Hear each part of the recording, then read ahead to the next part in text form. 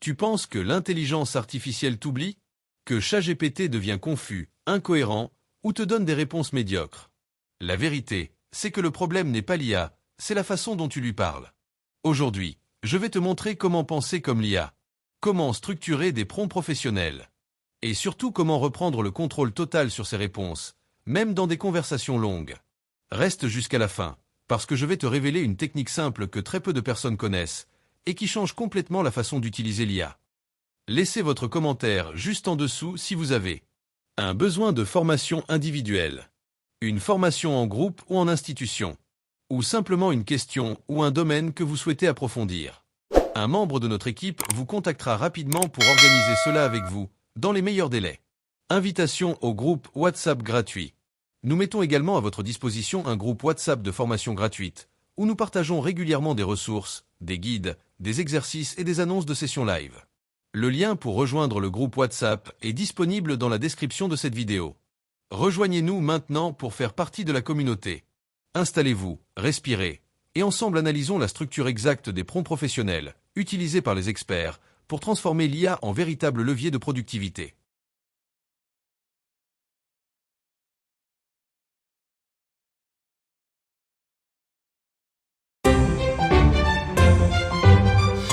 Bienvenue à tous. Aujourd'hui, on va s'attaquer à un sujet qui nous concerne de plus en plus. Comment on parle à une intelligence artificielle? Et je parle pas juste de dire s'il te plaît, mais de vraiment savoir formuler des instructions, les fameux prompts, pour avoir des résultats qui soient vraiment utiles.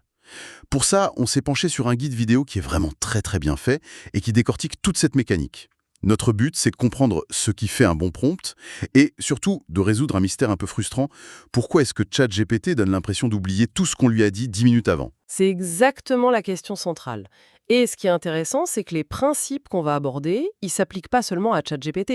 C'est valable pour tous les grands modèles, Gemini, Claude et même le français Mistral. C'est en train de devenir une compétence de base en fait. Ah mais complètement.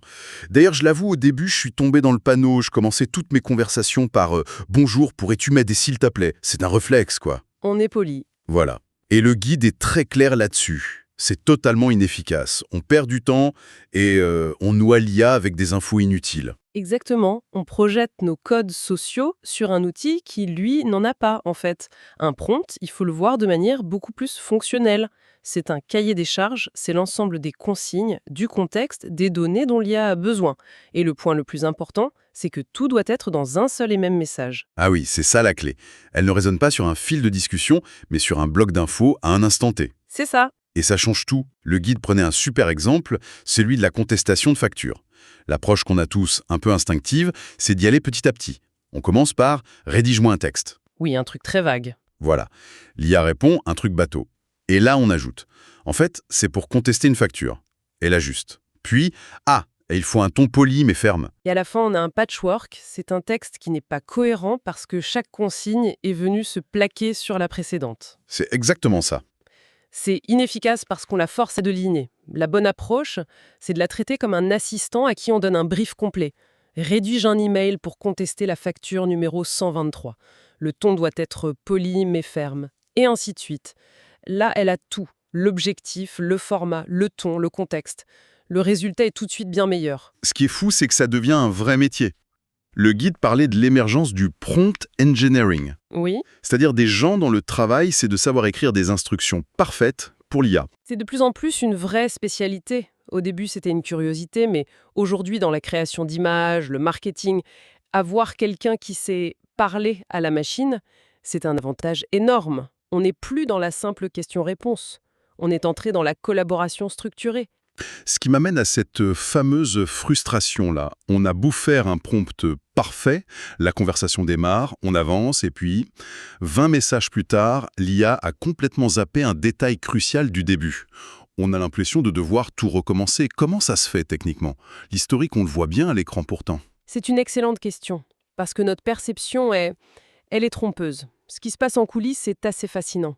À chaque nouveau message qu'on envoie, l'IA ne va pas relire toute la conversation depuis le début. Ce serait beaucoup trop lent. Ah d'accord. En fait, le système crée d'abord un contexte antérieur. C'est une sorte de résumé, une version compressée des échanges passés. Et c'est à ce résumé qu'il ajoute notre nouveau prompt. L'IA ne réfléchit qu'à partir de ce bloc unique, qui est recréé à chaque fois. Donc elle ne se souvient pas au sens humain, elle travaille sur un résumé qui est mis à jour en permanence. Précisément. Et c'est là qu'intervient le concept clé de fenêtre de contexte. Le guide utilise une analogie que je trouve parfaite. Il faut imaginer la mémoire de l'IA comme une table de travail, une table de taille limitée. Mhm. Tout ce qui est posé sur cette table, elle peut le voir, l'utiliser. Le résumé de la conversation et notre dernier message, ils sont sur la table. Et donc j'imagine que quand la table est pleine, On y est. C'est le cœur du problème. Pour ajouter un nouveau document, notre nouveau prompt, il faut faire de la place. Le système va alors prendre les documents les plus anciens et soit il les condense encore plus, soit il les fait tomber de la table. et ce qui est tombé est perdu. Exactement. C'est sorti de la fenêtre de contexte, donc ce n'est plus accessible. L'IA ne peut pas se pencher pour le ramasser. C'est pour ça qu'elle semble oubliée. L'info n'est littéralement plus dans son espace de travail. D'accord, c'est beaucoup, beaucoup plus clair. Donc la clé, c'est de s'assurer que les infos importantes restent toujours sur la table. Mais est-ce qu'il y a une méthode pour ça, pour forcer les informations à rester sur la table, quoi? Absolument, et c'est là qu'on en vient à l'importance d'un prompt bien structuré. Pour éviter que nos infos tombent, il faut les présenter de la manière la plus claire et dense possible. Et pour ça, le guide propose une structure en 5 points. C'est une sorte de checklist en fait. Une recette, j'aime bien l'idée. Je t'écoute. Le premier ingrédient, c'est le contexte. Il s'agit de donner un rôle à l'IA. C'est très puissant. Plutôt que de parler à une machine générique, on lui dit « Tu es un assistant administratif expert en gestion immobilière » ou « Tu es un chef étoilé ». Ah oui, c'est comme donner un rôle à un acteur. Il sait tout de suite comment se comporter, quel ton adopter. C'est malin. Numéro 2. Le deuxième, ce sont les instructions. C'est le verbe d'action, très simple. Résume, compare, analyse, traduit. Il faut être le plus direct possible. Logique. Troisième point. Troisièmement, l'entrée. C'est la matière première, le texte à résumer, le lien vers un article, le PDF à analyser. Sans ça, c'est comme demander un plat à un cuisinier sans lui donner les ingrédients. D'accord. Contexte, instruction, entrée. La base. Qu'est-ce qu'on ajoute pour passer au niveau supérieur? C'est là que ça devient intéressant. Le quatrième point, c'est le format de sortie. Un point souvent oublié, mais qui change tout.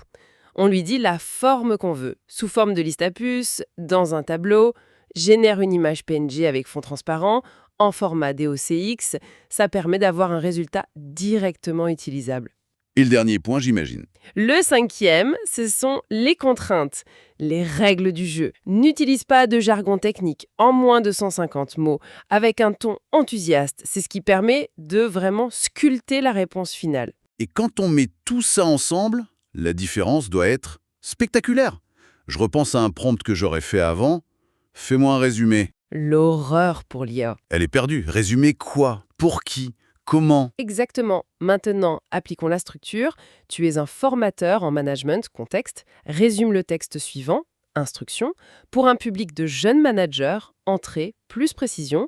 Fais-le sous forme de 5 points clés, format. Utilise un ton clair en 150 mots maximum. Contrainte. Là, il n'y a plus aucune ambiguïté. C'est limpide. Le guide allait même plus loin avec un exemple de courrier de relance pour un locataire. Ça ne ressemblait plus à une question, mais à un vrai brief pro. Oui, c'était l'exemple parfait. Ça donnait un truc du genre « Contexte, tu es assistant administratif. Objectif, rédiger un email de relance. Entrée, le locataire c'est Monsieur Dupont, le montant c'est 1 250 €, etc. Format, un email court. Et contrainte, ton ferme mais courtois, sans jargon juridique. On n'est plus dans la discussion là. C'est de la délégation de tâches pure et simple. C'est ça. Ok, c'est super clair pour démarrer une tâche, mais revenons à mon problème de conversation longue. Même avec un super prompt au début, après 10, 15 échanges, elle perd le fil. Comment on gère ça? Non. Heureusement, on n'a pas à refaire un énorme prompt à chaque fois. Il y a une technique pour ça que le guide appelle la resynchronisation du contexte. Je suis tout oui. C'est en 2 temps. Première étape, on arrête de donner de nouvelles instructions et on lui demande de faire le point. Peux-tu me faire un résumé clair de notre discussion jusqu'ici, en précisant l'objectif principal et les décisions clés? Ce qu'elle va répondre, c'est une photo de ce qu'il y a sur sa table de travail. C'est un diagnostic, en fait. D'accord, c'est comme faire une pause en réunion pour récapituler, on vérifie ce qu'elle a encore en tête. Exactement ça. Et l'étape 2 est cruciale. Il faut corriger ce résumé. On le lit et on dit « C'est bien, mais tu as oublié un point essentiel, le budget max est de 5 000 €. Merci de l'ajouter. » En faisant ça, on ne fait pas que corriger. On réinjecte de force cette info au centre de la table. On la rend à nouveau prioritaire. C'est incroyablement malin. Ça change complètement la posture, on n'est plus un utilisateur qui subit, on devient un pilote qui gère sa mémoire. Dans le même esprit, j'ai testé un truc. Parfois, quand je ne sais pas trop comment formuler ma demande, je lui décris mon besoin en vrac.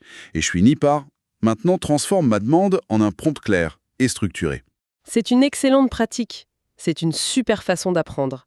L'IA devient ton coach en prompting. Elle prend tes idées et les organise elle-même. Pour aller plus loin, on peut même lui demander d'expliquer son raisonnement. Explique-moi étape par étape comment tu t'arrivais à ce résultat. C'est génial pour vérifier sa logique. D'accord, on sait comment bien la briefer, comment la garder sur les rails, mais il reste un point, le côté un peu obscur. Ma plus grande crainte, c'est de me baser sur une info qu'elle a complètement inventée. Le fameux phénomène des hallucinations. Et oui, c'est le piège le plus dangereux. L'IA peut générer des réponses qui ont l'air parfaitement plausibles, bien écrites, très convaincantes, mais qui sont totalement fausses. Et pourquoi elle fait ça? Il faut comprendre que son but n'est pas de dire la vérité, son but est de produire la suite de mots la plus probable. Statistiquement, si une information fausse sonne bien dans une phrase, elle peut l'utiliser sans hésiter.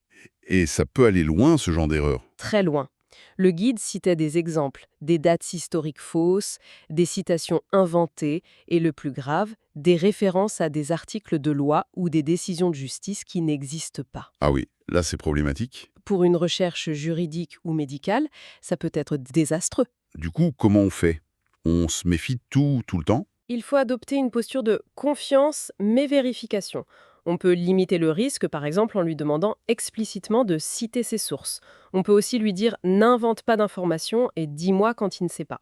Mais la règle d'or absolue, c'est que pour toute info critique, une date, une loi, un conseil médical, la vérification humaine est non négociable. Il faut l'avoir comme un assistant de recherche brillant, mais un peu mythomane parfois. C'est une bonne image, oui. Bon, si on fait le bilan, plusieurs idées fortes ressortent. D'abord, un bon prompt, c'est pas une question, c'est un brief. Ensuite, comprendre cette histoire de fenêtre de contexte, c'est la clé pour ne plus être frustré. Et enfin, utiliser la structure en 5 points. Contexte, instruction, entrée, format, contrainte, c'est vraiment ce qui fait la différence. Je crois que ça résume parfaitement. Plus on est clair et structuré, plus l'IA passe du statut de gadget à celui de véritable outil de productivité. Il s'agit moins de discuter avec elle que de la briefer. Et ça nous laisse avec une question pour la suite, une ouverture. Maintenant qu'on sait mieux la briefer, la prochaine étape, ce serait peut-être comment on apprend à une IA à poser, elle, les bonnes questions en retour. Comment la rendre capable de nous dire « Votre demande est ambiguë sur ce point, pourriez-vous préciser ?» pour qu'elle nous aide, elle aussi, à mieux la briefer. C'est sans doute le prochain grand défi. Si tu es arrivé jusqu'ici, tu viens de comprendre une chose essentielle. L'intelligence artificielle n'est ni magique, ni limitée par défaut. Ce qui fait toute la différence, ce n'est pas l'outil, c'est la manière dont tu le pilotes. Aujourd'hui, tu sais pourquoi l'IA semble oubliée, pourquoi elle devient parfois incohérente, et surtout comment structurer des prompts clairs, puissants et professionnels. À partir de maintenant, tu as 2 choix.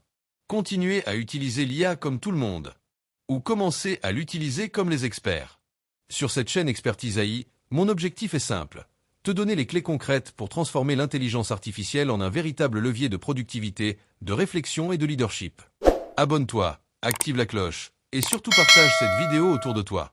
Parce que maîtriser l'IA aujourd'hui, c'est prendre une longueur d'avance sur demain.